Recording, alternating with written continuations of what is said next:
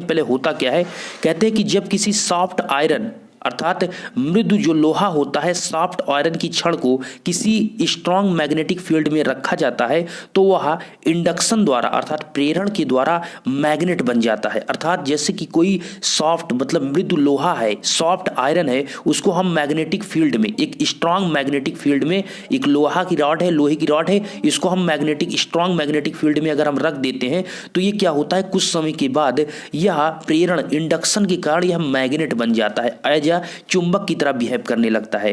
तो लेकिन जब स्ट्रांग मैग्नेटिक फील्ड को हटा दिया जाता है तो उस सॉफ्ट आयरन में बहुत थोड़ा चुंबकत्व रह जाता है। अर्थात दोस्त जब वहां पर फील्ड जो मैग्नेटिक स्ट्रांग मैग्नेटिक फील्ड है उसको जब हम हटा देते हैं तब भी उस लोहे में अर्थात उस सॉफ्ट आयरन में कुछ समय के लिए जब आप हटा देते हैं तो कुछ समय के लिए वहां पर उसमें थोड़ा सा चुंबकत्व रह जाता है। तो सॉफ्ट आयरन में क्या होता है, चुंबकत्व रह जाता है उस मैग्नेटिक फील्ड को हटाने के बाद भी। तो ऐसा इसलिए होता है, तो कहते हैं कि अतः मैग्नेटिक फोर्स से प्रेरण फ्लक्स डेंसिटी के पिछड़ जाने को अर्थात हट जाने को ही मैग्नेटिक हिस्टेरिसिस कहते हैं। देखिए दोस्त आप समझ लीजिए मैग्नेटिक हिस्टेरिसिस किसे कहते हैं, मैग्नेटिक फोर्स से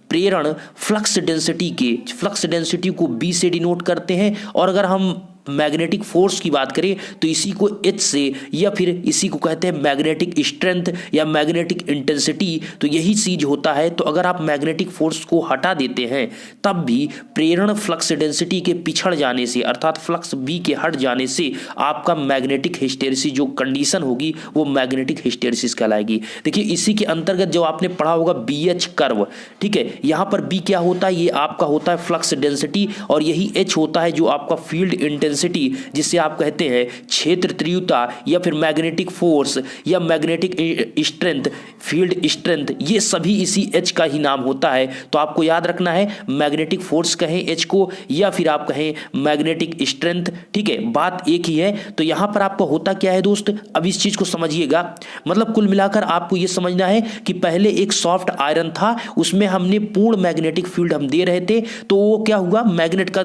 तरह बिहेव करने लगा। लेकिन जब हम कुछ समय के बाद उसको हटा देते हैं तो देखते हैं कि सॉफ्ट आयरन जो है उसमें थोड़ा चुंबकत्व तो रह जाता है, ठीक है, एज कुछ चुंबक का कुछ परसेंटेज उसमें चुंबकत्व गुण रह जाता है। तो इसी के कारण यहां पर आपको हम अपडेट करने वाले हैं पूरा क्लियर कि मैग्नेटिक हिस्टेरिसिस क्यों कैसे होता है।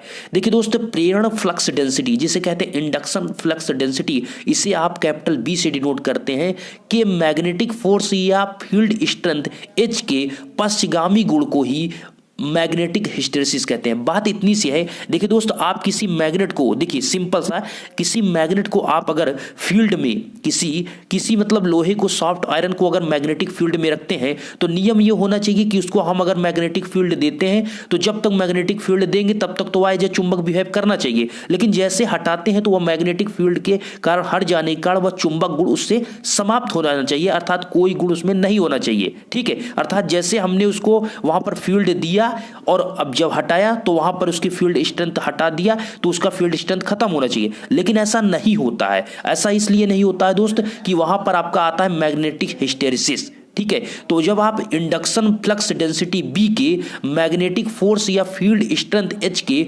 पश्चगामी गुण को ही क्या कहते हैं, मैग्नेटिक हिस्टेरिसिस कहते हैं। अर्थात जैसे जैसे हम H के मान को घटाते हैं लेकिन B का मान आपका नहीं घटता है, B का मान उसी प्रकार नहीं घटता है, तो क्या होता है, उसी को ही मैग्नेटिक हिस्टेरिसिस कहते हैं, ठीक है। अभी जब आपको हम BH कर्व के माध्यम से बताएंगे तो और भी यहाँ पर पूरा क्लियर हो जाएगा और एक प्रकार से आप इसको समझ सकते हैं कि इस प्रकार मैग्नेटिक हिस्टेरिसिस किसी चुंबकीय पदार्थ का वह गुण है जिसके कारण उसमें से मैग्नेटिक रिवर्सल मतलब जो उत्क्रमण पर कुछ एनर्जी डेसिपेट होती है। अर्थात सिंपल सी बात है दोस्त, जब आप कोई मैग्नेटिक फील्ड में कोई आप रखते हैं किसी सॉफ्ट आयरन को और उसको आप मैग्नेटिक फील्ड के अंतर्गत जब मैग्नेटिक फील्ड देते हैं तब तो वह एज ए चुंबक की तरह बिहेव करता है। लेकिन जैसे हटाते हैं तो मैग्नेटिक रिवर्सल मतलब उसका जो जो चुंबकत्व है वो क्या होता है, उत्क्रमण मतलब विपरीत दिशा में चलता है अर्थात खत्म होता है। तो उस कंडीशन में कुछ एनर्जी डेसिपेट होती है, एनर्जी यहां पर निकलती है। तो बात इतनी सी है, यहां पर जो आपने पहले दिया वो एज ए चुंबक की तरह व्यवहार किया, लेकिन क्या हुआ कि जब आपने मैग्नेटिक फील्ड हटाया तो उसका जो बी है, बी को आपने बी एच, जो बी एच होता है, एच आपने देते हैं। एच दोस्त किसके समानुपाती होता है, वो डायरेक्टली आई के समानुपाती होता है। जितनी आप करंट देंगे उसकी फील्ड स्ट्रेंथ उतनी बढ़ती जाएगी। आगे हम आपको बताते हैं, देखिए हमने फिगर के माध्यम से यहां पर बताया है आपको। अब चलते हैं, आपको एक एक पॉइंट क्लियर करते हैं। देखिए एग्जांपल के तौर पर यदि एक लोहे की अचुंबकीय छड़ लेते हैं, एक लोहे की अचुंबकीय छड़ लेते हैं, जैसा कि हमने यहां पर लिया हुआ है, ठीक है, लोहे की एक हमने छड़ लिया है और इसमें क्या किया, लोहे की छड़ लेते हैं और इसको परिनालिका की भांति किसी तांबे की इंसुलेट वायर द्वारा लपेटकर डीसी सप्लाई से जोड़ देते हैं। जैसा आप देख सकते हैं यहां पर फिगर के माध्यम से, हमने एक अचुंबकीय छड़ ली है, लोहे की एक अचुंबकीय छड़ ली है और इसमें हमने तांबे की इंसुलेटेड वायर को लपेट दिया है। हमने तांबे की इंसुलेटेड वायर को यहां पर हमने लपेट दिया है, ठीक है। अब यहां पर जब लपेट दिया दोस्त, और इसमें हमने एक एमीटर का यूज किया है और एक वोल्ट मीटर का यूज किया है। आप देख सकते हैं यहां पर एमीटर कितनी आप करंट दे रहे हैं और करंट देने के बाद उसमें जो फ्लक्स जनरेट हो रहा है या उसमें वोल्टेज कितना आ रहा है, ये सभी यहां पर वोल्टेज के माध्यम से कितना उसमें वोल्टेज अप्लाई हो रहा है, ये चीज यहां पर निकाला जाएगा, ठीक है। तो यहां पर आप देख सकते हैं यहां पर ये डीसी सप्लाई दी जा रही है, इस सर्किट के माध्यम से डीसी सप्लाई उनको दी गई, ठीक है। यहां डीसी सप्लाई दी गई है और डीसी सप्लाई देने के बाद इस जो आप इसको देख रहे हैं ये आपका सॉफ्ट आयरन है, जब इसमें आप देंगे तब क्या कंडीशन होगी ये समझिए। और ये आपको जो दिख रहा है दोस्त, ये बीएच कर्व है, इसी के ऊपर पूरा पूरा यहां पर कंप्लीट होता है हिस्टेरेसिस, ठीक है। तो इसको समझिएगा।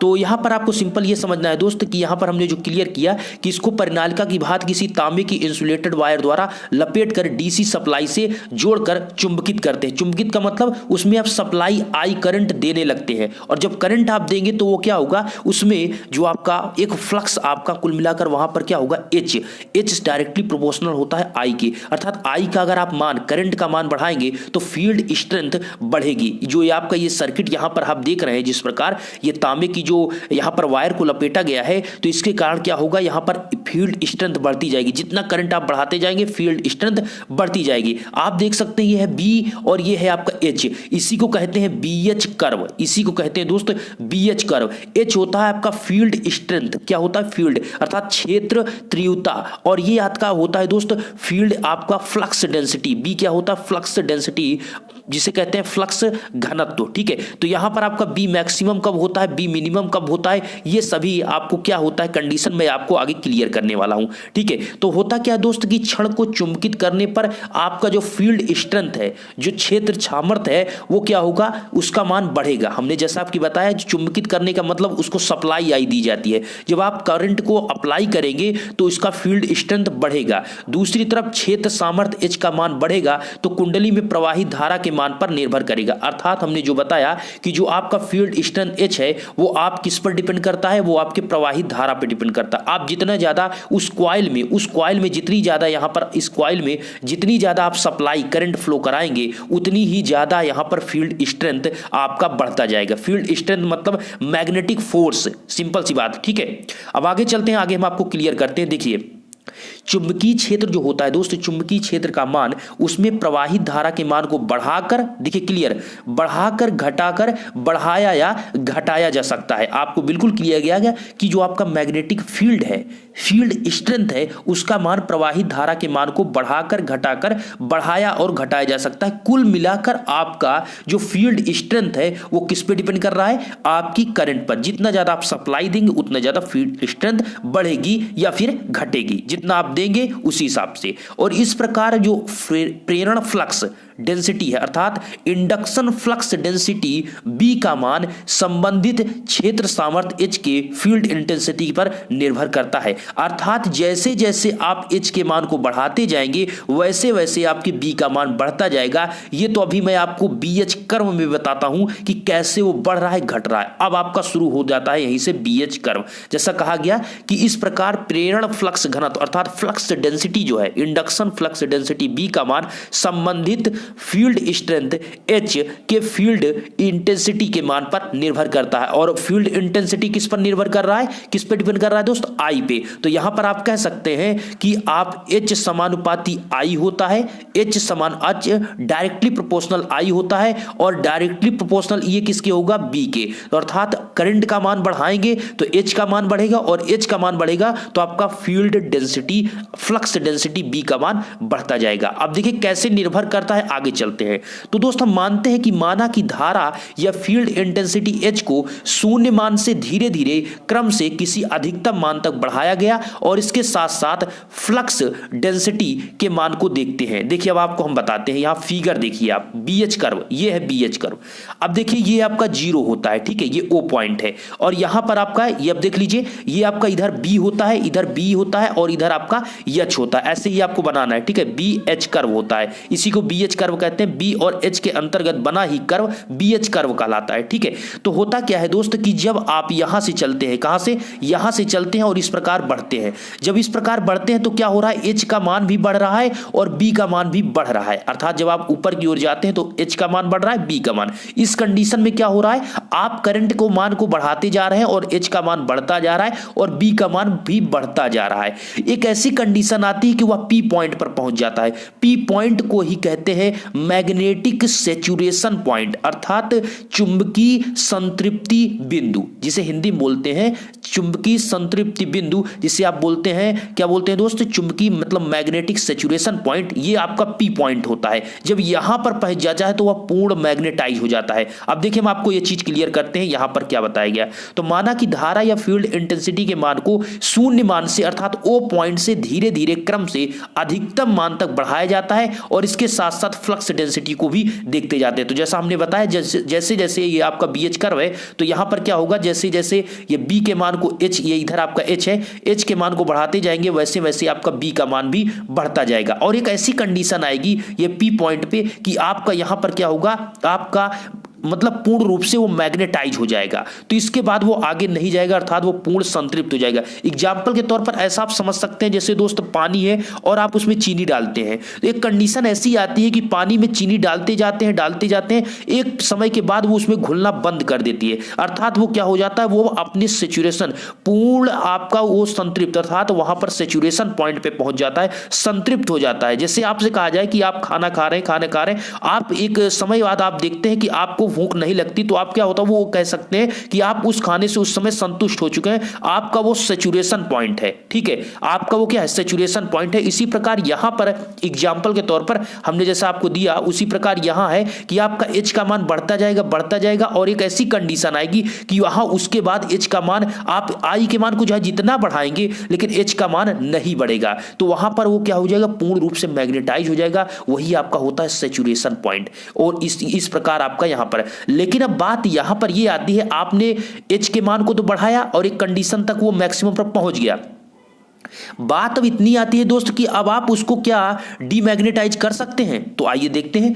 देखिए दोस्त, ए मीटर या वोल्ट मीटर से प्राप्त H और B के पाठ्यांकों के मध्य कर्व खींचा गया। जैसे हमने बताया, ए मीटर आप क्या करता है कि कितनी आप सप्लाई उसको दे रहे हैं, कितनी करंट दे रहे हैं, ये चीज आप निकालेंगे, तभी उसी के हिसाब से तो दोस्त आप बता सकते हैं कि आप कितना उसमें फील्ड स्ट्रेंथ होगा। चूंकि फील्ड स्ट्रेंथ किस पे डिपेंड कर रहा है, करंट पे, और करंट किससे मतलब रखेगा, ए मीटर से, तो इसीलिए ए मीटर का यूज किया जाता है। और यहां पर वोल्ट मीटर का यूज इसलिए किया जाता है कि आप उसमें कितना वोल्टेज अप्लाई हो रहा है, कितना आप जब आप वहां पर कर रहे हैं तो कितना वोल्टेज आ रहा है, इस चीज को लगाने के लिए तो ए मीटर और वोल्ट मीटर का यूज किया जाता है। तो यहां पर आपका ए मीटर H हो गया और वोल्ट मीटर B के पाठ्यांकों के मध्य एक कर्व खींचा जाता है। वोल्ट मीटर के माध्यम से आप B जो फील्ड फ्लक्स डेंसिटी है उसको यहां पर निकाला जाता है, ठीक है। तो इतना आपको यहां पर समझना है कि इसके बीच BH कर्व के बीच आपने खींचा, अब चुंबक क्षण मैग्नेटिक सैचुरेशन पॉइंट पर पहुंच जाएगा। मैग्नेटिक सैचुरेशन पॉइंट हमने बताया कि आपका ये है, तो ये जो आपका होगा मैक्सिमम जो P पॉइंट है, ये O से P जब पहुंचता है तो आपका मैक्सिमम जो होता है वही आपका मैग्नेटिक सैचुरेशन पॉइंट होता है, पर पहुंच जाएगा जब आपका H इक्वल टू OM होगा, और इसी समय maximum flux density B maximum पर स्थापित हो जाएगा। अब फिगर समझिए, देखिए होगा क्या दोस्तों कि हमने आपको बताया कि जब इसके मान को बढ़ाते जाएंगे तो पी पॉइंट्स पर एक कंडीशन के पास पहुंच जाएगा। ये आपका होता है क्या, ये होता है आपका मैग्नेटिक सैचुरेशन पॉइंट, और इस पॉइंट पर जब पहुंच जाएगा तो आप ओ एम देख सकते हैं, ये है आपका ओ एम, ये क्या है, ये ओ है और ये है एम, तो ये क्या आप देख रहे हैं एच मैक्सिमम। तो इस कंडीशन में आपका जो फील्ड स्ट्रेंथ वो भी मैक्सिमम होगा और फ्लक्स डेंसिटी बी मैक्सिमम वो भी मैक्सिमम यहां पर बताया गया। ठीक है, आपका जो फील्ड स्ट्रेंथ है वो एच मैक्सिमम होगा और बी मैक्सिमम। तो पी पॉइंट्स पर जब आप यहां पर करेंगे तो इस पर आप देख सकते हैं बी भी मैक्सिमम होगा, ऐसे आप देख सकते हैं। ठीक है, यहां पर आपका ये जो दर्शाता है ये बी मैक्सिमम होगा और जो नीचे यहां पर आपको दर्शाया गया है ये एच मैक्सिमम होगा। ठीक है, तो इस कंडीशन पर मतलब कि आपका जो मैक्सिमम कंडीशन पे सैचुरेशन पॉइंट पर दोनों मैक्सिमम होंगे, वही चीज आपसे यहां पर बताया गया। अब बात आती है दोस्त, ये तो मैक्सिमम हो गया, अब इसको क्या हम जैसे मतलब समझिए, मतलब हम फील्ड स्ट्रेंथ को मतलब कि अब हम जो आप करंट अप्लाई कर रहे हैं उस सप्लाई को कट कर दीजिए, अर्थात फील्ड स्ट्रेंथ को हटा देंगे तो क्या हम उस मैग्नेटिक फील्ड को हटा देंगे तो वह डीमैग्नेटाइज हो जाएगा। तो आइए देख लेते हैं क्या होता है कि नहीं, इस चीज को समझिए। देखिए अब ये मैक्सिमम फ्लक्स डेंसिटी पर स्थापित हो जाएगा, अर्थात वो क्या होगा, वो पी पॉइंट तक पहुंच जाएगा। अब यदि क्षेत्र सामर्थ्य की परिनालिका की धारा को कम करके धीरे धीरे घटाया जाए तो फ्लक्स पीओ के साथ साथ नहीं घटेगा। आप समझिए, मतलब हम आपसे कहा कि आपने मैक्सिमम सैचुरेशन पॉइंट पर पहुंचाने के बाद अब उसको डीमैग्नेटाइज करिए, अर्थात जो चुंबक है उसको हमने क्या किया कि फील्ड जो आपने फील्ड मैग्नेटिक फील्ड को लगाया है उस मैग्नेटिक फील्ड को हटा दीजिए।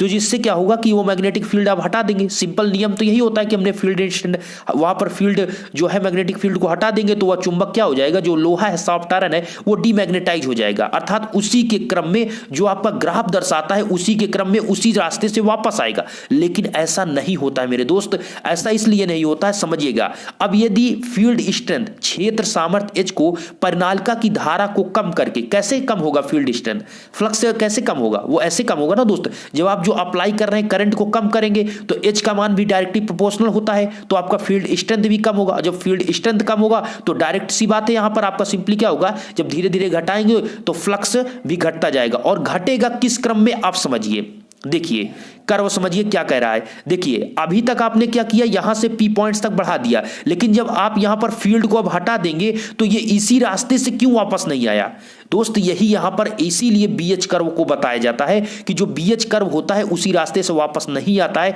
इसीलिए हिस्टेरिसिस आता है, हिस्टेरिसिस लॉसेस आती है इसी कारण से। तो क्या होता है, ये इस रास्ते को यहां पर चूज करता है, मतलब इस रास्ते से वापस नहीं आता है, ये इस रास्ते को फॉलो करता है, अर्थात यहां पर ये सी से आपका पी से सी जाता है और सी से डी और फिर लास्ट में ई पॉइंट्स पर पहुंच जाता है। तो हम आपसे ये बता रहे हैं कि आपका ये पॉइंट्स क्यों ये फॉलो नहीं किया, तो इसीलिए फॉलो नहीं करता क्योंकि हमने आपको बताया कि वो कुछ समय के लिए क्या होता है, वो उसमें मैग्नेटाइज हो जाता है, वो पूर्ण रूप से डीमैग्नेटाइज नहीं होता है। अगर आप फील्ड को भी पूर्ण रूप से हटा देते हैं तब भी वो डीमैग्नेटाइज नहीं होता है। अगर वो डीमैग्नेटाइज हो जाता दोस्त तो वो क्या होता, पूर्ण रूप से डीमैग्नेटाइज हो जाता तो वह इसी रास्ते अर्थात पी से ओ को ही फॉलो करता। लेकिन ये पी से ओ को फॉलो इसलिए नहीं करता कि उसमें थोड़ा चुंबक रह जाता है, इसीलिए यहां पर थोड़ा चुंबकत्व रहने के कारण यहां पर आप देख सकते हैं थोड़ा सा चुंबकत्व रहने के कारण इस रास्ते को पी से सी को फॉलो करता है। यहां पर क्या है, इसमें बी आपका यहां तक आप देख सकते हैं, इसमें बी की कुछ वैल्यू आपको दिख रही है। ये जो आप ओ से सी पॉइंट्स आप देख रहे हैं, ये ओ से सी आपका कुछ आपको वैल्यू बी की दर्शा रहा है, तो इसीलिए दर्शा रहा है क्योंकि आपका पूर्ण रूप से डीमैग्नेटाइज नहीं हुआ है। आशा करते हैं ये चीज आप समझ रहे हैं, ठीक है दोस्त। तो हमने फील्ड को हटा दिया, फील्ड को हटाने के बाद आपका क्या होगा, ये पूर्ण रूप से डीमैग्नेटाइज नहीं होगा, इसलिए इस रास्ते को ये फॉलो नहीं करेगा। तो इस रास्ते को फॉलो क्यों नहीं कर रहा है, हमने आपको बताया कि वो आपका डीमैग्नेटाइज पूर्ण रूप से नहीं होगा। अब ये सिंपली इस रास्ते को फॉलो करेगा। अब आगे कैसे होगा ये चीज को आगे देखते हैं। तो सिंपल सा यहां पर दोस्त क्या होगा कि अब आपका यहां पर क्या होगा, ये पी ओ को फॉलो नहीं करेगा। जिस रास्ते से ओ से पी गया ये पी से ओ आपका फॉलो नहीं करेगा, तो उसके साथ नहीं घटेगा बल्कि बहुत धीरे धीरे पीसी के साथ घटेगा। और इस प्रकार जब फील्ड इंटेंसिटी एच का मान शून्य हो जाएगा तो फ्लक्स डेंसिटी का मान भी शून्य, मतलब हाँ फ्लक्स डेंसिटी का मान शून्य नहीं होगा। समझिएगा दोस्त, ये पीसी के साथ साथ धीरे धीरे घटेगा और फील्ड इंटेंसिटी का मान जब शून्य कर देंगे तब भी फ्लक्स डेंसिटी का मान शून्य नहीं होगा। वही चीज मैं आपसे क्लियर करने वाला हूं कि आप फील्ड एच का मान शून्य होने का मतलब आपने समझा क्या दोस्त? क्या समझा आपने? समझा दोस्त ये कि हमने करंट को अप्लाई करना बंद कर दिया, फील्ड हमने हटा दिया, तब भी यहां पर एच बी का मान शून्य नहीं हो रहा है। आप ग्राफ से देख सकते हैं, ये आप देखिए यहां पर आप, ये क्या है, ये आपका एच होता है, एच यहां से इधर शुरू होता है, तो एच क्या है, यहां पर ओ पॉइंट्स पर आपका जीरो हो जाता है। इधर आप आएंगे तो एच तो यहां पर आपका जीरो हो गया। समझिएगा दोस्त, ग्राफ आप समझिए हमारी बात को कि ये आपका एच है, ये आपका बी है, ठीक है। तो जब आप इधर आ रहे हैं तो इस पॉइंट्स पर पहुंचने के बाद आप नीचे देखते हैं, यहां पर तो आपका एच का मान जीरो है, लेकिन बी का मान कितना है? बी का मान जो ओ से सी पॉइंट्स आप देख रहे हैं इतना आपका है, अर्थात बी का मान आपको यहां पर क्लियर दिख रहा है। तो आप जब एच के मान को शून्य भी कर देते हैं तो बी का मान शून्य नहीं होता है, इसीलिए हिस्टेरिसिस आता है दोस्त।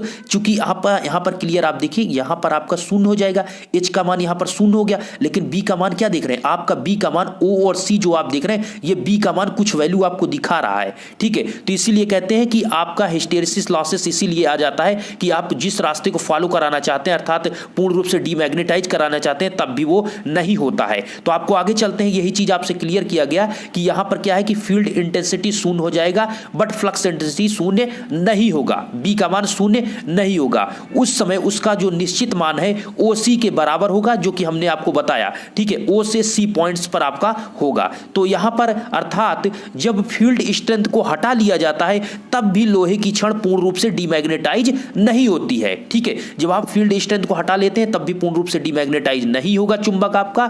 तो चुंबकीय पदार्थ के इसी गुण को क्या कहते हैं? हिस्टेरिसिस कहते हैं। यही गुण होता है कि आप जब चुंबकीय जो आपके लोहे की छड़ जैसे हमने लिया था, उसको हमने क्या किया, मैग्नेटिक फील्ड में रखा, उसको मैग्नेटाइज कराया, और मैग्नेटाइज कराने के बाद जब हमने फील्ड हटा दिया तब वह पूर्ण रूप से डीमैग्नेटाइज नहीं हुआ। और इसी जो डीमैग्नेटाइज नहीं हुआ दोस्त, इसीलिए ये जो आपका गुण होता है चुंबकीय पदार्थों को, इसी को हिस्टेरिसिस कहते हैं, ओके। और इसी गुण के कारण आपका इसमें हिस्टेरिसिस लॉसेस भी होता है, ये आगे हम आपको बताते हैं, आगे आने वाली वीडियो में ये चीज को क्लियर करेंगे। बट आपका आज को बीएच करो बिल्कुल डीप से समझ लीजिए, कभी आपको गलती नहीं करना है। मैं आपको बताना चाहूंगी 5 नंबर्स के आपके पेपर्स में पूछा जाता है दोस्त। और पेपर्स के मद्देनजर दोस्त आगे आपके जो आप आगे के एग्जाम देंगे कंपटीशन के, उसमें भी बीएच करो बहुत ही ज्यादा इंपॉर्टेंट है। आपसे ग्राफ से ही पूछ लिया जाता है, कहां से कब घटता है, क्या चीज घटेगा, क्यों घटता है, यही चीज वहां पर थ्योरी से ये आपसे पूछ लिया जाता है।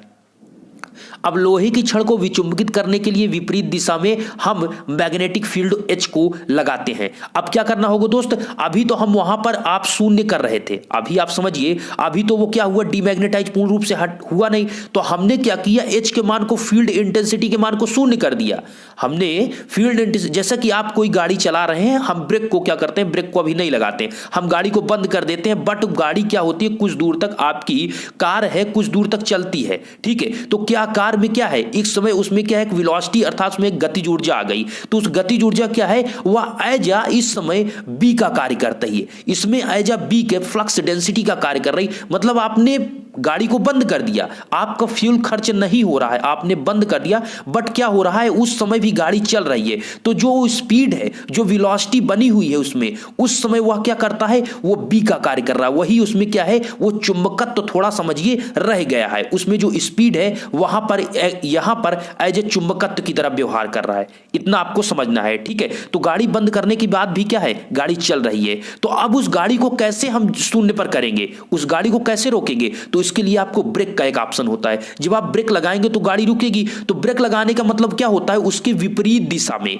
आपकी गाड़ी आगे जा रही, तो ब्रेक क्या करता है, उसको जो ब्रेक लगाती है तो उसके विपरीत दिशा में टायर को विपरीत दिशा में घुमाने का प्रयास करती है। तो वही चीज यहां पर होगा। अभी आप करंट दे रहे थे तो उसके सपोर्ट में कर रहे थे, लेकिन अब क्या होगा कि लोहे की छड़ को जो विचुंबकित करने के लिए आपको विपरीत दिशा में चुंबकीय बल लगाना होगा। किसमें, विपरीत दिशा में। तो जो मैग्नेटिक फोर्स है आपको, जो आप सप्लाई दे रहे थे, उसके जो डायरेक्शन है, उस जो आपके, उसको क्या करिए, चेंज कर दीजिए। जब आप उसको चेंज करेंगे तो जब परिनालिका में विपरीत दिशा में धारा प्रवाहित कराएंगे तो चुंबकीय बल सामर्थ्य जो है वो भी विपरीत हो जाएगा, और जिससे क्या होगा, फ्लक्स डेंसिटी बी, जो आपका फ्लक्स डेंसिटी बी है, डी बिंदु पर शून्य हो जाएगा। कैसे दोस्त, अब आप सिंपल समझिए, डी बिंदु पर क्या हो जाएगा, शून्य। मतलब जो आप अभी तक का था, यहां पर आप सी पॉइंट्स पर आपका ये था कि आपने क्या किया, फील्ड को हटा दिया, फील्ड को अभी आपने हटाया है, ठीक है। जब फील्ड को हटा दिया तो इतना हुआ, ये जो आप देख रहे हैं ओ से सी पॉइंट तक, अभी ये क्या है, पूर्ण रूप से डीमैग्नेटाइज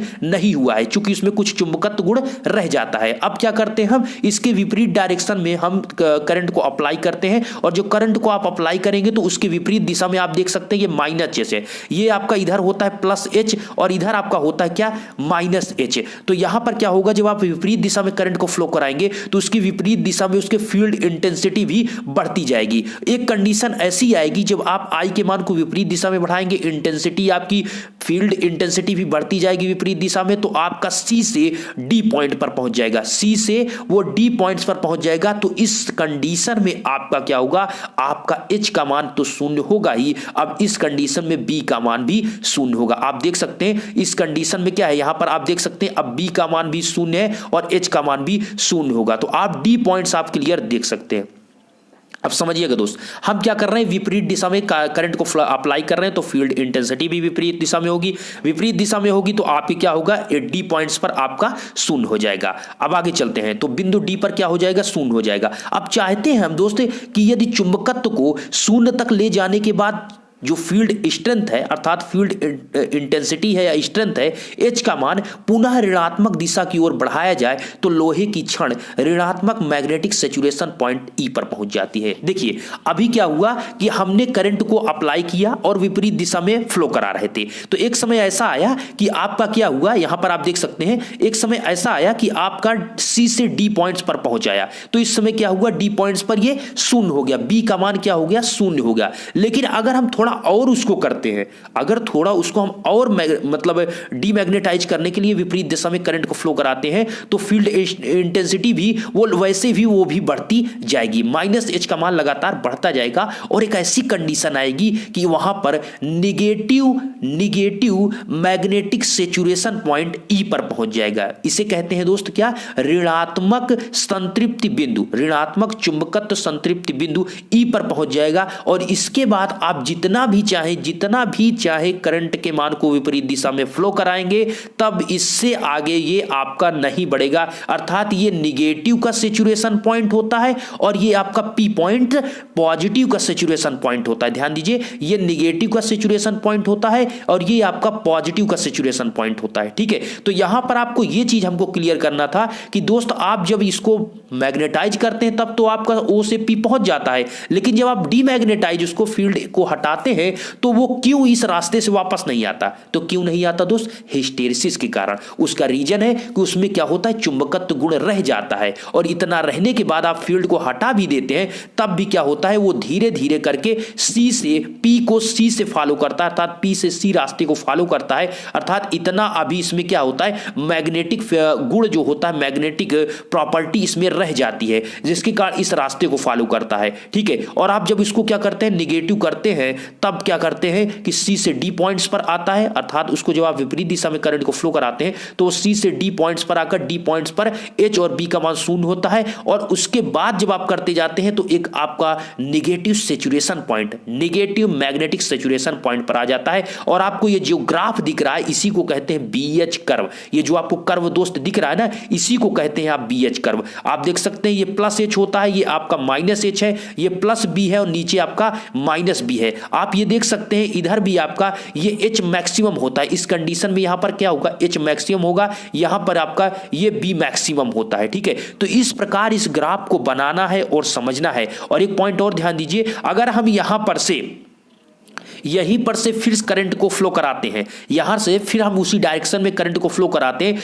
तो ये इस रास्ते को फॉलो करेगा, ना कि इस रास्ते को। किस रास्ते को फॉलो करेगा, इस प्रकार ये आपका बढ़ेगा और इस रास्ते को फॉलो करके पहुंचेगा। ठीक है, तो यहां पर आपका पहले जाएगा बी पॉइंट्स पर, आप देख सकते हैं एफ पॉइंट पर पहुंचेगा, यहां पर आपका क्या होगा, निगेटिव फील्ड डेंसिटी होगा और फिर ये जी से रास्ते हुए आपका बनेगा। अब यहां पर अगर हम कर्व की बात करें तो आपका हमने क्लियर यहां पर लिख दिया है, इसको आप समझ लीजिए। यहां पर हमने क्लियर लिखा है दोस्त, देखिए यहां पर आपका चुंबकीय पदार्थों का ये चीज आपका हमने कंप्लीट किया। आगे चलते हैं कि आपका ये क्या होगा, ऋणात्मक मैग्नेटिक सैचुरेशन पॉइंट ई पर पहुंच जाएगी और यहां पर यदि negative magnetic saturation point H के मान को पॉजिटिव मैग्नेटिक सैचुरेशन पॉइंट तक ले जाया जाए तो आपको जो ग्राफ मिलेगा वो EFGP वक्र मिलेगा, और दोबारा पुनः उसी G रास्ते से पुनः उसी से चले तो आपको GPCDFGH पुनः आपको मिलेगा। ये कर्व आपसे ये दर्शा रहा है कि आप जो ये देख रहे हैं यहाँ पर फील्ड, अगर हम G के मान को यहाँ पर इसको बढ़ाएंगे, यहाँ पर आप क्या करेंगे, फील्ड इंटेंसिटी, अर्थात